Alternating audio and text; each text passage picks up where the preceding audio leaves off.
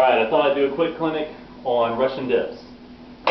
Part of the muscle up is Russian dips. The other part is the false grip pull-ups. So to work a false grip pull-up, what you want to do is get on your bar. I do this on the bar, and the reason I do it on the bar is because with a flat bar like this, it forces you to get back and build more strength when pulling from here to here.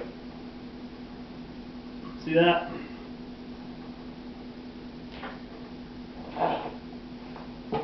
That kind of thing is much more difficult on a bar because you have to lean backwards, and that forces you to hold more of your weight rather than get under yourself, which is more advantageous, keeps your center of gravity underneath the push point. With what I'm doing on the straight bar, it moves you behind the push point, and that is much, much, much harder. The second half is the Russian dip, and there are two good ways to practice this. One is the full Russian dip, which you're going to want to do on, excuse me as I adjust everything, this place is a freaking mess.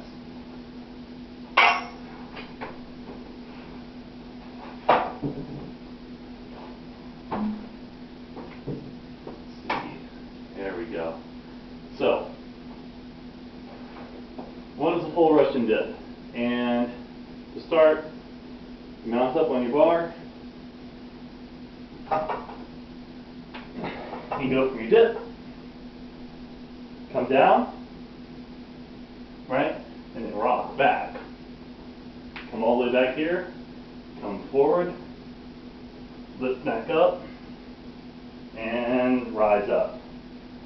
And I know I make that look easy. So first, you need a full range. If you can do a full range, next thing you do, lower your elbows down just a little bit, and come up, and go down, and come up. And work those in sets of maybe just 2 or 3 at first. And once you get to the point where you can go all the way down and touch, then you're going to be in a good spot. I would take 2 to 3 weeks with each range of motion to ensure that your joints are well strengthened. And the way that I would go about testing your strength is to not test it. Instead, don't exceed your current range of motion until you feel no strength. You want to make it to where you really don't feel much strength. So when you first start, you're probably going to feel a little bit of elbow strain as you start doing these Russian dips and working those progressions, right? So at first, just work partials.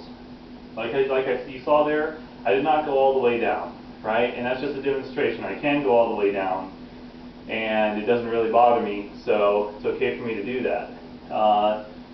But even now, I still feel a little bit of strain, so I'm very cautious with volume, and I build up very slowly, not because I don't have the strength, but because I am now smart enough, finally, to not push my luck with my joints.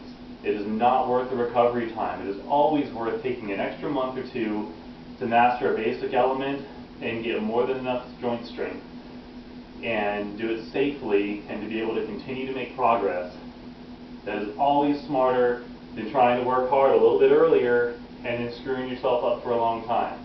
Now I'm going to show you what I did to help develop my transition. And this I did on regular dip bars, but you can do it at the end of parallel bars like these as well. So the first thing you want to do is get up into dip support, right? So here we go. Get to the end of the bars, so you have a grip, right? And here's what you're going to do. Come down. See how I'm going to parallel? And go back up. But the nice thing about the end of the bars is you can go further than parallel. Okay? That's about all I want to put, all the strain I want to put on my elbows today for that. I'm going to be doing a heavy dip workout right here, so that's all for that workout. It's a good little warm-up for me. And hopefully you guys benefit from that. By using those techniques, you should be able to build up more than enough elbow strength to handle the muscle-up transition with no problem. But take your time. Expect to spend a couple months transitioning through those phases At least. If it takes you 6 months, that's fine. Okay? It's going to come. I promise you. This is something anybody can do. So, I don't have anything else to add to that actually. That's it. So there's man out.